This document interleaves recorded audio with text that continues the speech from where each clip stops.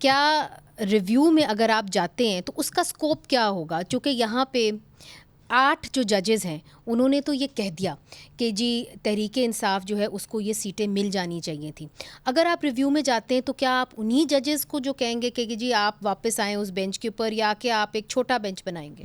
देखें, इस तरह है कि जो आपकी सुप्रीम कोर्ट के अंदर जब भी कोई चीज़ का फ़ैसला आता है उसके ऊपर अगर पहले 184 के अंदर था तो फिर प्रैक्टिस एंड प्रोसीजर आ गया, तो उसके अंदर इंट्रा कोर्ट अपील का एक कॉन्सेप्ट आया। और अगर आप रिव्यू के अंदर जाते हैं तो आर्टिकल 188 ऑफ द कॉन्स्टिट्यूशन है, उसके अंदर आप जाते हैं और उसके अंदर वो सारे जजेस जो हैं वो सुनते हैं जिन्होंने ओरिजिनल फ़ैसला किया हो कि आर्टिकल 51 के अंदर सिर्फ वही पॉलिटिकल पार्टी क्वालिफाई कर सकती है जिसने इलेक्शन सिंबल के ऊपर इलेक्शन लड़ा हो और उसने किसी भी प्रोविंस के अंदर या नेशनल असेंबली के अंदर एक सीट जीती हो और 3 दिन के अंदर जो है इंडिपेंडेंट कैंडिडेट उसको ज्वाइन कर सकते हैं। समझते हैं कि रिव्यू के अंदर कोई सुकम है और रिव्यू के अंदर शायद हो सकता है कि अलग फैसला आ जाए? मेरा ख्याल ये है कि फैसला शायद जो भी आए, लेकिन रिव्यू के अंदर कॉन्स्टिट्यूशनल या लीगल पॉइंट्स ऐसे हैं कि जिसको सुप्रीम कोर्ट ऑफ पाकिस्तान दोबारा जरूर कंसीडर करेगी और उसके ऊपर एक जजमेंट देगी। वसीम सजाद साहब, आपने हाफिज साहब की बात सुनी, क्या आप भी इस मामले को ऐसे देखते हैं कि रिव्यू के अंदर वो कहते हैं कि ऑलरेडी जो सुप्रीम कोर्ट का फैसला है उसके अंदर सुकम है? और अगर मैं आपको लॉ मिनिस्टर की बात सुनाऊं, आज़म नज़ीर तारड़ की, तो उन्होंने ये कहा कि पाकिस्तान तहरीक इंसाफ खुद तो अदालत नहीं गई, ना ही वो जो इंडिपेंडेंट कैंडिडेट्स हैं वो खुद अदालत गए, तो फिर जो लोग अदालत गए ही नहीं तो उन्होंने उनके हक में फैसला कैसे आ गया? आप इस मामले को कैसे देखते हैं? एक बात यह है जी कि अभी सुप्रीम कोर्ट का डिटेल्ड फैसला सामने नहीं आया, तो उससे पता चलेगा कि इन मामलात में सुप्रीम कोर्ट ने डिस्कस किया है, इन कानूनी पहलुओं को देखा है, नहीं देखा है। क्योंकि रिव्यू के कुछ लिमिटेशंस होती हैं।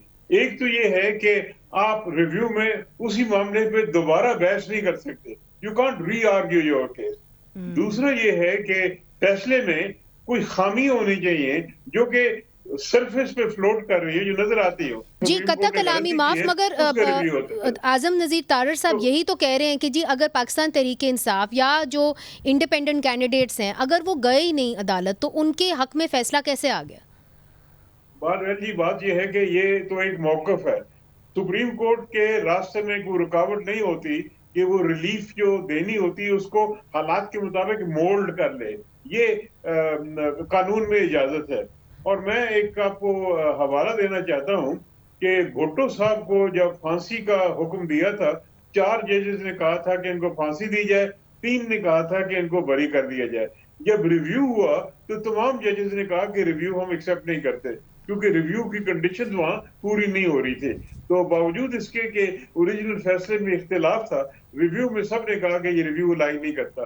तो लिहाजा देखना ये होगा कि पहली चीज तो ये है कि जो डिटेल फैसला आएगा क्या उसमें इन चीजों पे बहस की गई है कि पार्टी को रिलीफ दे सकते हैं, नहीं दे सकते हैं, ये अपील में नहीं है कि हम क्या करें, क्या इन चीजों पे बहस है? अगर तो इन्होंने फैसला किया हुआ है तो फिर उसके लिए मुश्किल हो जाएगी। अगर फैसला नहीं किया और ये एरियाज ऐसे हैं जिसपे कुछ नहीं लिखा हुआ, तो फिर गुंजाइश बनती है कि सुप्रीम कोर्ट उन मामलों को दोबारा देखे। So a lot depends on the final order, आपका कहना ये है, and we have to wait for that.